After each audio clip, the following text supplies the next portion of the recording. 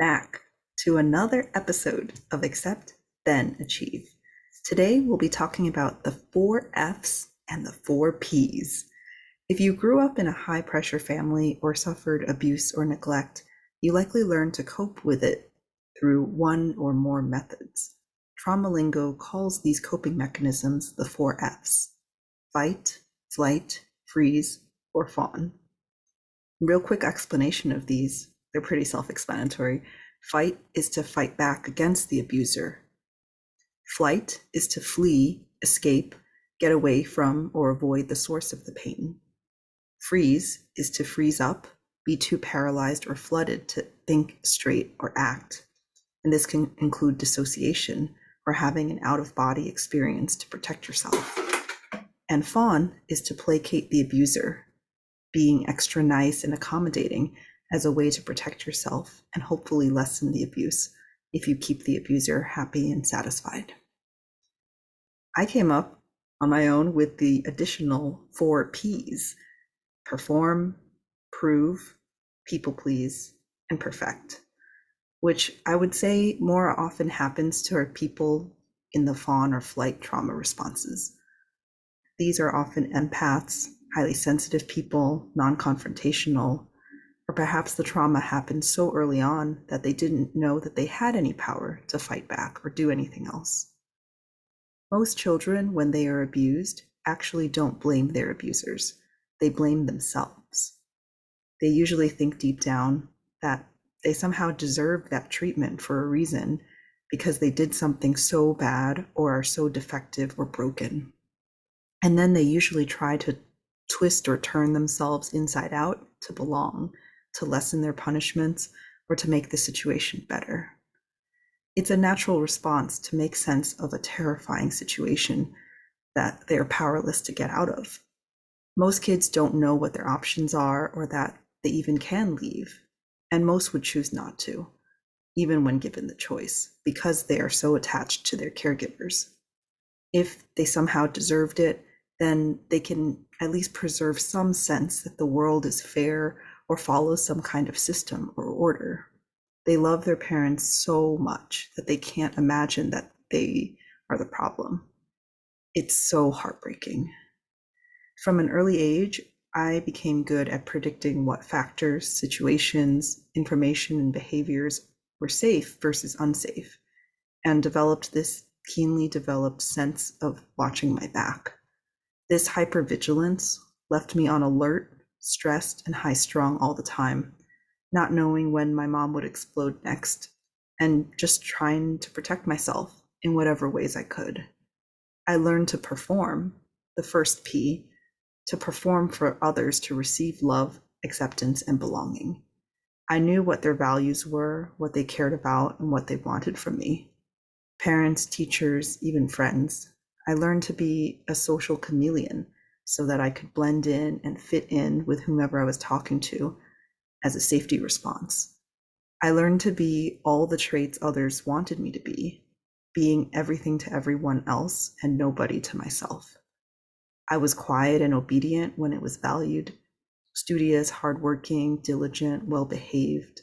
But later on, when in med school rotations, you had to be louder to demonstrate your knowledge, I forced myself to do that instead. It was really tough and exhausting, but somehow I managed that for 30 years of my life. I kept the peace, and I think I was fairly well liked, or at least not hated by anyone. That was one of my worst fears because anger and hatred felt lethal, like it would literally kill me. But I also didn't know if I was really liked for who I was or just for my surface behaviors. For the longest time, I didn't show people my true self and wore that mask, so I had no idea.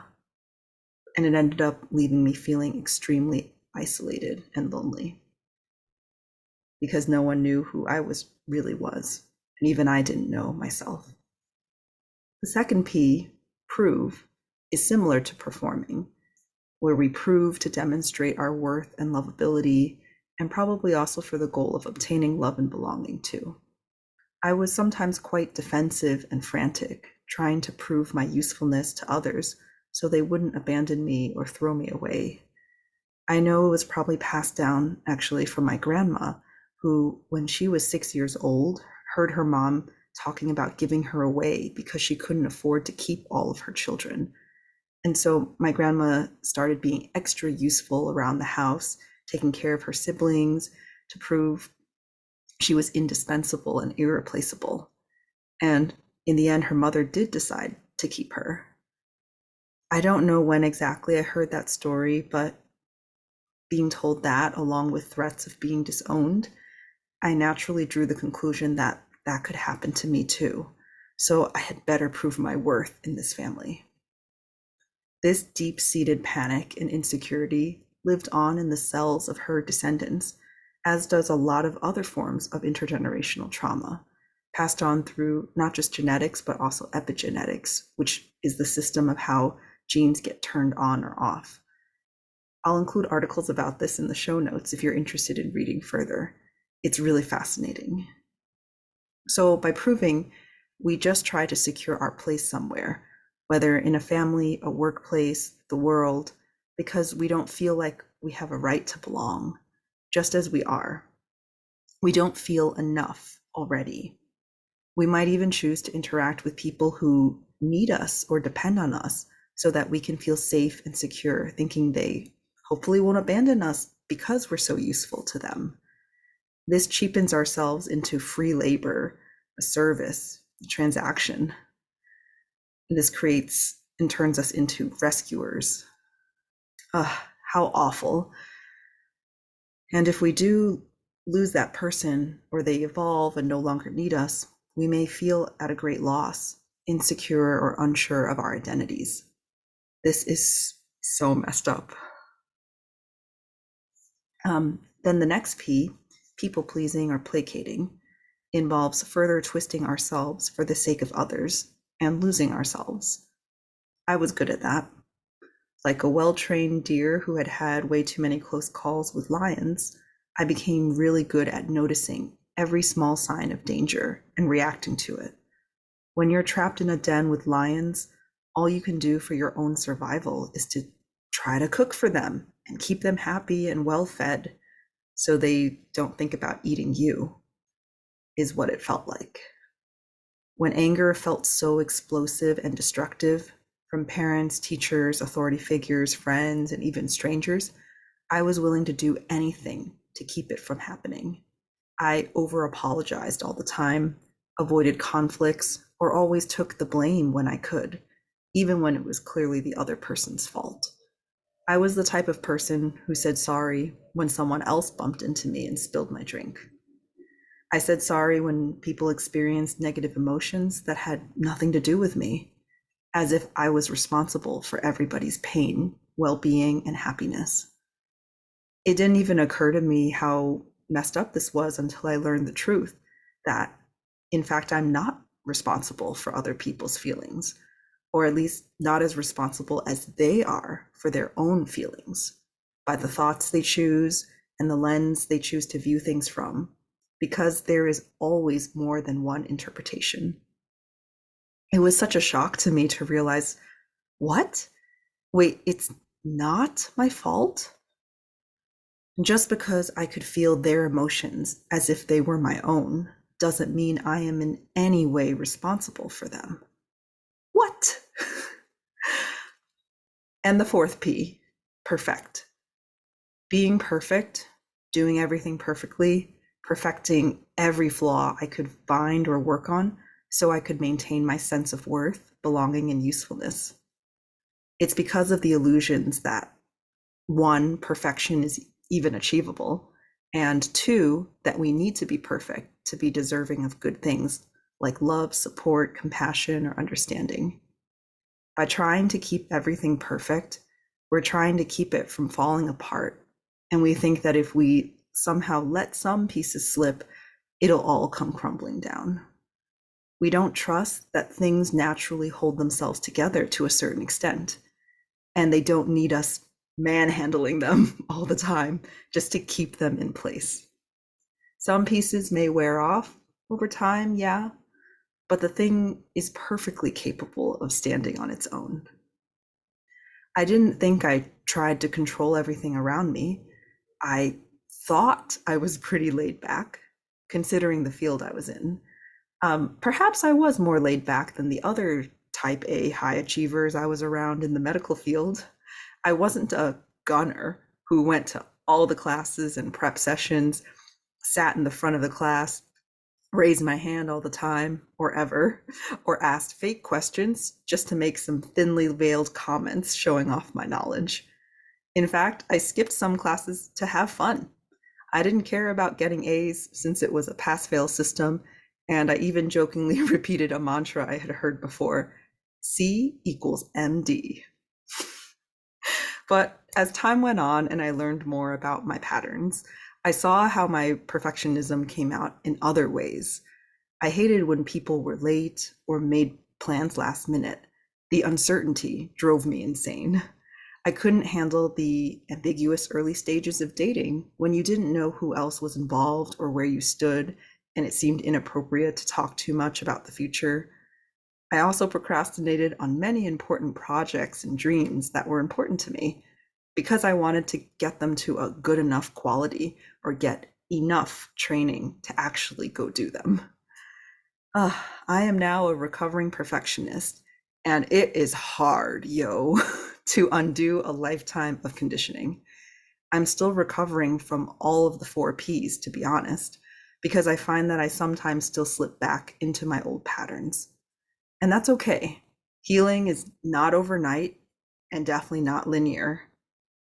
It's full of 2 steps forward, 1 step back, or many steps back, and tangents and curves and everything in between. It's not like there's just a switch that just turns on when you realize your destructive patterns.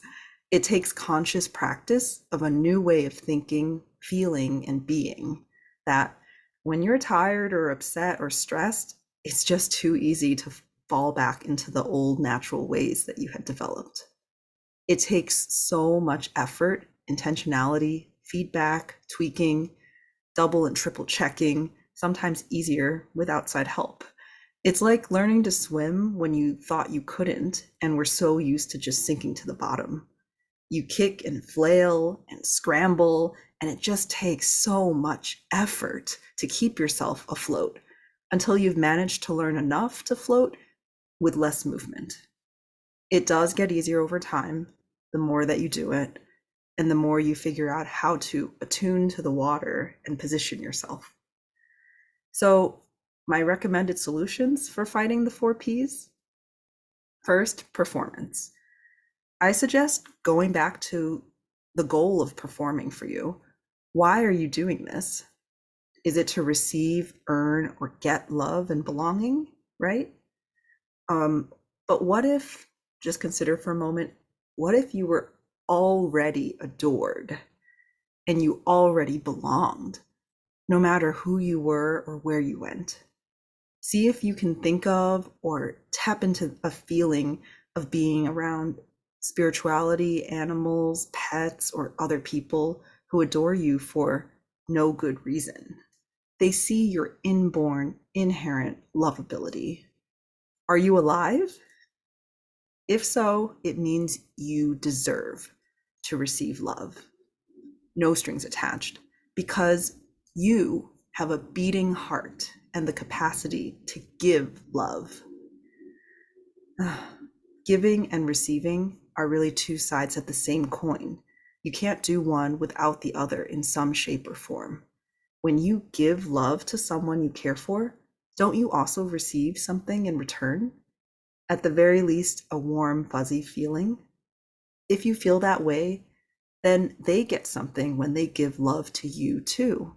So it's not selfish or bad to receive. So you don't, I repeat, don't have to earn it. You don't have to earn the right to receive love, respect, kindness, and care.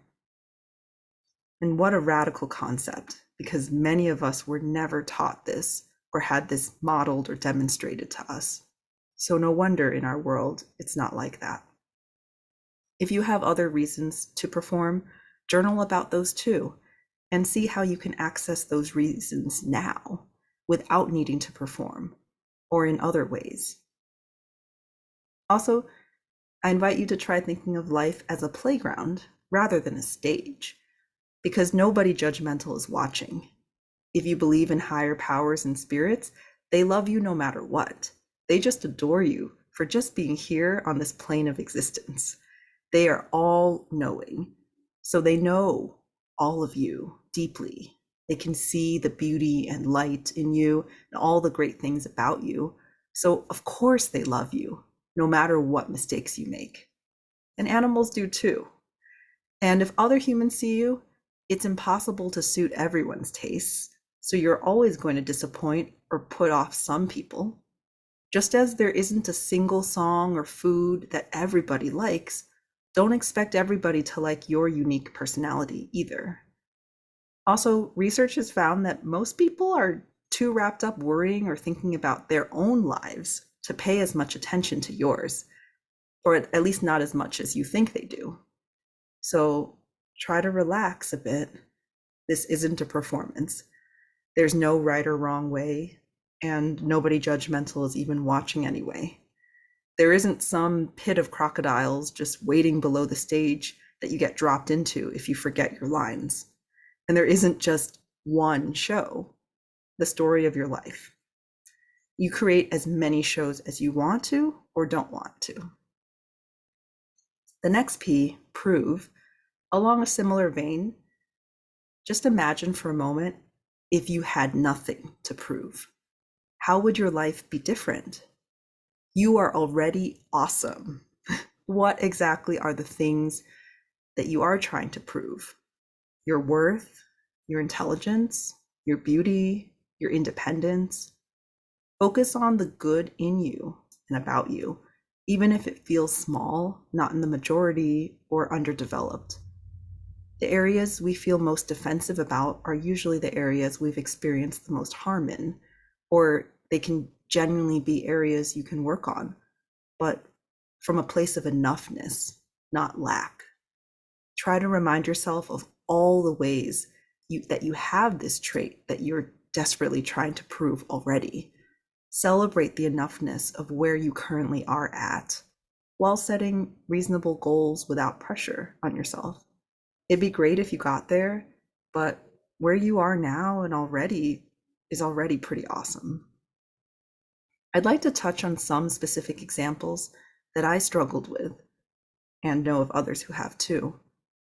So one thing is, what if I'm not independent yet, or from my family, or financially self-sufficient, I'm still relying on others?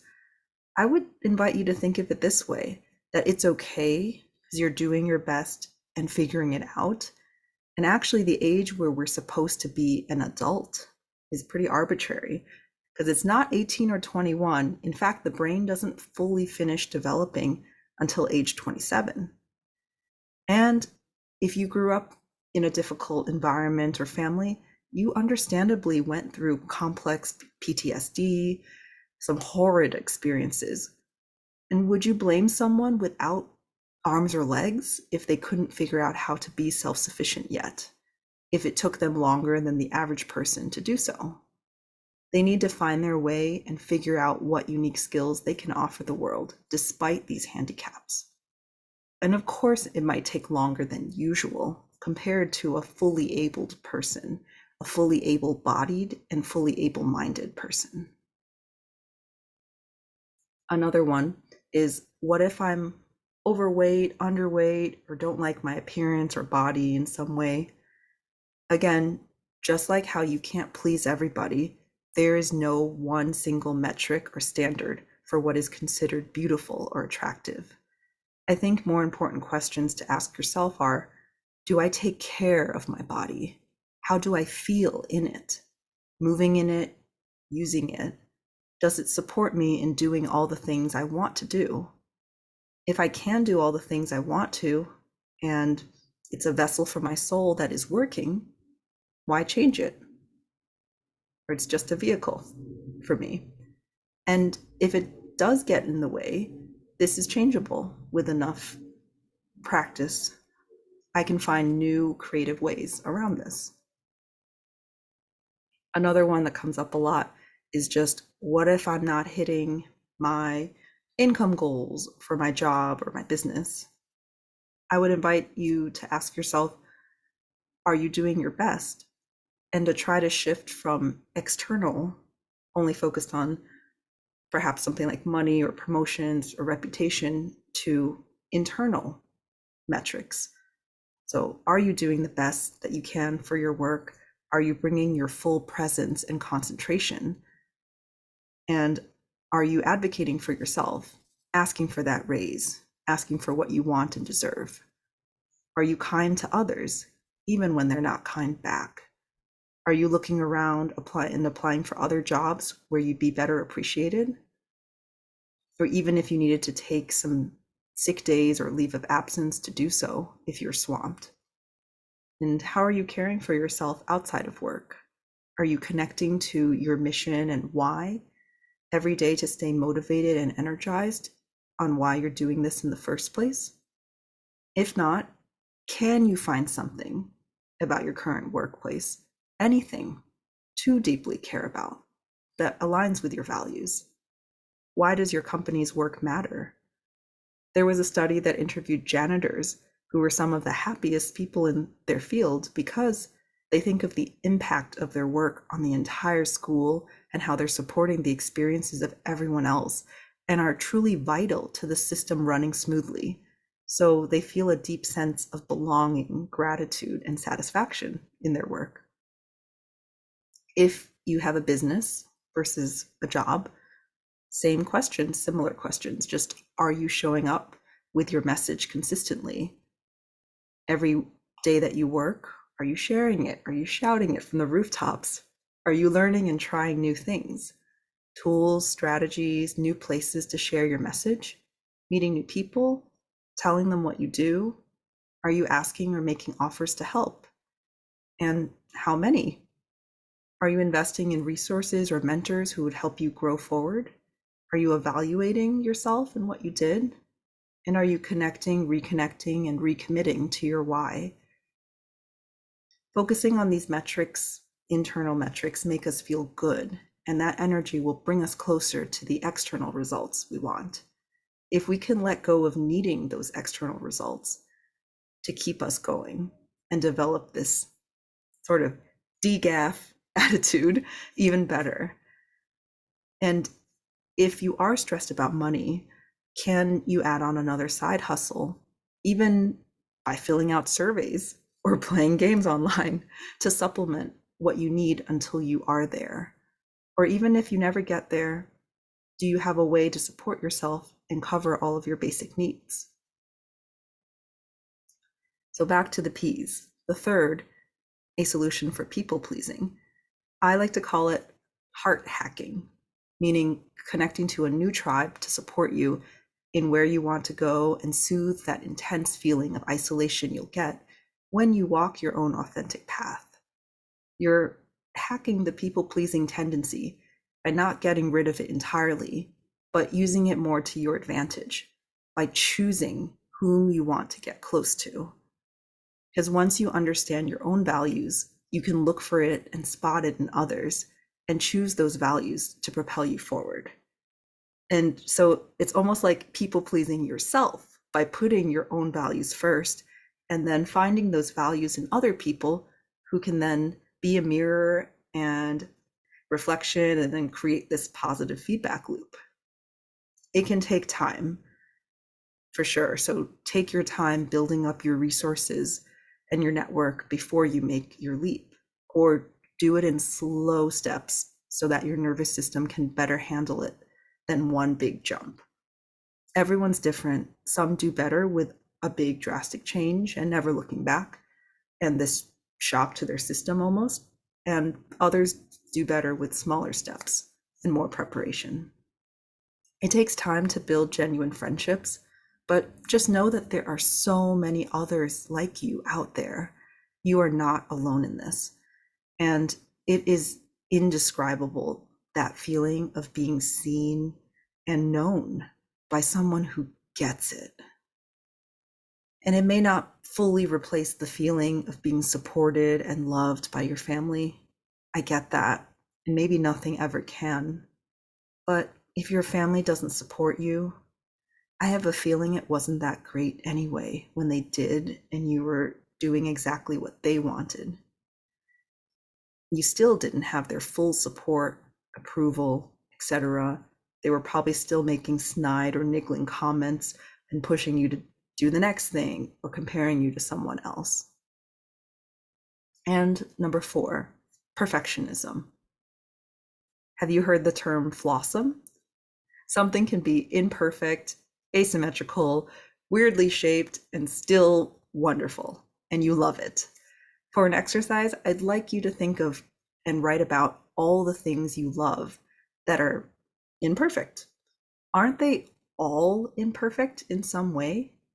You can always pick something apart and nitpick at what it doesn't have or what it could change to be better. In fact, just try doing that for all the things you love just to show yourself that they have flaws too, and they're still awesome. Would you rather something be real, raw, and genuine over polished, shiny, and perfect? What are the ways that imperfections can enhance or make something even better? What are the ways that your specific flaws have helped you in life or been a benefit? There's an upside and downside to everything. Everything has this duality. Think of everything also in nature. It's all imperfect. And if they are, why don't we get a pass too? And if you're a chronic procrastinator like me, try on the mantra of done is better than perfect. You can always edit it and refine it later. Done is better than never. Your good enough is likely someone else's perfect, actually, because you, being a high achiever from a high pressure family and background, I'm going to bet that you have some incredibly high standards for yourself. And so your 80% is someone else's 100%. Another popular mantra I've heard is 75, stay alive. It's an impossible expectation for someone to be at their 100% every day. Our best looks different day to day, depending on so many factors. We have natural ebbs and flows to our energy, capacities, moods, bodies, hormones, and more. Whoever set this impossibly high bar for performance does not truly understand the human experience, and we don't have to buy into that conditioning. I have so much more to say about this, but I'll stop here. In summary, the 4 F's and the 4 P's are bogus. They're unhealthy coping mechanisms, and you can find a way to heal from them. I also want to clarify that healing from them doesn't mean that you never use them or fall into them again. It means that you are able to recognize when you do and gently guide yourself out of it, back to the safety of yourself, the present moment, and use healthy tools to soothe yourself. Because you are safe. You truly are. You may not have been as a child, but you are now as a fully capable and amazing adult. You don't have to fight, flight, freeze, or fawn, and you certainly don't need to perform, prove, people please, or perfect yourself in order to deserve and receive love, acceptance, and belonging. Thanks so much for tuning in today, and I hope learning about the F's and the P's was useful, enlightening, or at least entertaining. Feel free to share with me your thoughts and responses, especially if you have questions or differing viewpoints. If you want support dismantling your frightening F's and pesky P's, you can book a chat with me. I offer a free first session to give you personalized feedback on your situation and point you towards recommended support and resources. If we work together longer term, we can really dive into your specific healing journey. And you can have me on speed dial for in the moment support for when you are flooded in the middle of an F or P response. And overcoming them is part of my immigrant cycle breaker signature system. If you're interested in learning more, just email me for my program's brochure. Please be gentle with yourself. You developed these very understandable and useful coping mechanisms for a good reason. I hope you don't feel any shame whatsoever by leaning on these, even now. They have their benefits and advantages, and it takes a lot of time, energy, and effort to untangle from them and move on to safer, healthier coping mechanisms. Give yourself lots of space and grace. You're doing your best. Your best looks different every day, and that is so enough. Let's accept and then achieve. See you next week.